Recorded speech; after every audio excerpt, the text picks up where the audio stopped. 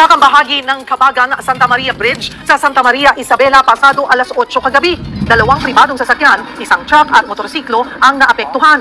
6 na individual din ang nasugatan. Ayon sa DPWH Region 2, nangyari ang insidente matapos dumaan ang isang truck na may kargang boulder na higit 100 tonelada ang bigat. Nagsimula ang konstruksyon ng tulay noong 2014 at nakompleto nito lang Pebrero. Tinatayang 1.2 billion pesos ang halaga ng proyekto. Para sa update, magkakausap natin si Engineer Matias Malenab, Regional Director ng DPWH Regional Office 2. Magandang tanghali po sa inyo, Engineer. Magandang tanghali po, Ma'am Shayo.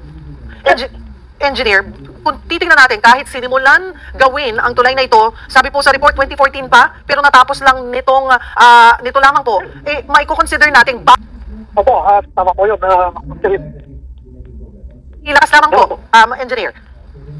Yes, ma'am. Bago lang po na-declare na complete po ito. Opo. Although may mga minor na pintura pa lang na ginagawa po. Alright, kailan po ulit, okay, 2014 sinimulan itong tulay na ito, kailan po talaga ito nabuksan sa publiko para daanan?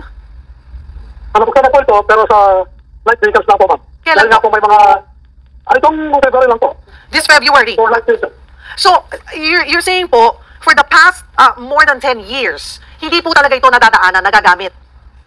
Kasi ginagawa po, ma'am. Kasi yung funds nito ay hindi naman po biglaan na ipalabas, kundi amang nag-start ng 2014, ito ay every year may release, except ayon sa mga kasama mo ko, kasi ako po, ma'am, ay na-assign lang sa inyo noong November, and some information I gathered, from 2014 to 2024, hindi po every year na na-release ang pera. May time na wala po, kaya nagtagal ng ganun po, ma'am. Okay. Ano po ang inyong initial assessment dito po sa dahilan ng pag-collapse nitong bridge po na ito na nagkakahalaga ng mahigit 100 bilyon? Based from initial assessment namin last night, ma'am, ng mga kasama kong engineers, ay nakita namin nga doon yung dump truck na may kargang boulders. Yun po ang alam namin na dahilan. At nung we try to calculate and approximate yung load niya, based doon sa nakita namin na karga niya, at bigat din ng truck, ay may total weight po ito na more mga 102 tons po, ma'am. 100 tons, mahigit 100 tons. Ito lang pong particular na truck na dumaan na ito, na may kargang boulder. So, sadya po bang hindi pwede daanan ng ganito kabigat na truck po, itong bridge po na ito na nasa 1.2 billion pesos ang halaga ng pagkakakonstruct?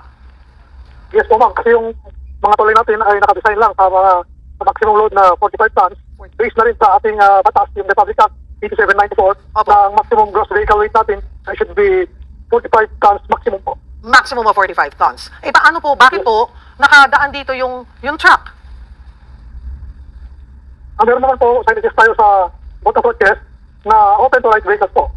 Kasi meron para ma-state naman yung mga workers na nag-generate ng pintura, ay kaya ganun po yung aming ginawa sa tulay na ito, ma'am. Nag-viral, Engineer, ang video ng pag-collapse nito at hindi po maiwasan ng mga netizens na sabihin nga na baka naman substandard o ibinulsa na naman yung part nitong budget nito, kaya ganito ang naging kalidad ng pagkakagawa. Ano po ang inyong reaction on this? Well, ma'am, as I said a while ago, siyempre dahil bago lang 2014 at 2024 ako November, nagtanong ako at we assured naman po tayo na maganda sa pagkagawa dahil may mga design naman po tayo at yung mga tinatawag natin mga testing na mga materials ay pumata naman po sa mga standard natin, mga specification natin. Pero bahagi lang, parang isang segment lamang po ng bridge yung bumagsak. Yung isang span po, ma'am. Opo. Okay, saan po nanggaling, doon po sa video, saan po nanggaling yung truck? Nakatawid na po ba ng tubig? Yung truck po ay sa pagtansya namin ay galing sa western part po, ma'am. Yes, western part ng Isabela. Okay, Isa either sa Isabela din or sa kalapit na probinsya na Kalinga po. Opo, kasi lumalabas po na ano po siya, nakatawid na. Buti nakatawid na siya ng tubig. Yes, ma'am. Mabuti po. Awa ng Diyos po. Ganun po. Opo. Okay, para po maintindihan ng taong bayan. Kasi talaga pong pag ganito kalahalaking halakang proyekto, Engineer, pinag-uusapan at biglang gumuho, lalo na napakabago ng tulay, talaga pong korupsyon ang nasa isip. Ano? Okay, kasi sinasabi po natin, nakatawid na siya, matagal na siyang bumabaybay. So, yung mga pinagdaanan niya, kinaya siya. Pero itong particular na portion na to, dito lang siya bumagsak. Yes, totoo po yan, ma'am. From third span mula sa Archbridge from Kabagan side na po siya, ma'am. Aha. So ano po so far ang initial na tingin niyo po dahilan? Baka daw po posible na nakaapekto din yung mga nagdaang lindol mula pa noong 2014? Sa lahat po yan mga yan ay tinitingnan nating mga engineers from Central Office. Ongoing pong assessment nila.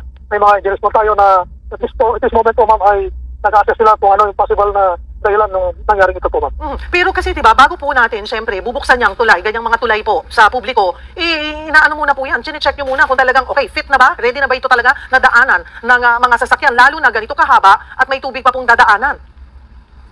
Ready naman po siya ma'am. Kaya lang, it was open to light vehicles muna. Kasi may mga tao pa na nagre-retat, kaya may mga pinag-guess tayo na light vehicles pa lang muna ma'am.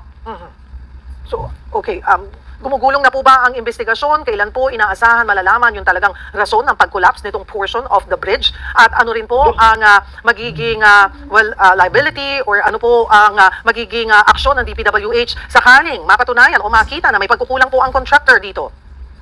Ayos po ma'am, at ang initial stage po na ginagawa natin ay yung thorough assessment ng ating bridge through our bridge experts from our central office. Apat po sila na dalawa sa Bureau of Construction, dalawa sa Bureau of Design. At sinukuhin po nilang ina-assess yung ating tulay para nang sa ganun ay ma-determine kung ano yung maging cause, ano naging cause, at kung para patayan kung ano pa yung mga susunod na hakbang na gagawin po natin. So ngayon, as is pa lamang, di na muna gagalawin or agad-agad magsisimula na po ang repair dito? For the meantime po ma'am, hindi pa gagalawin para ma-determine kung ano talaga yung ugat, kung ano yung para maging basis kung ano yung susunod na gagawin po.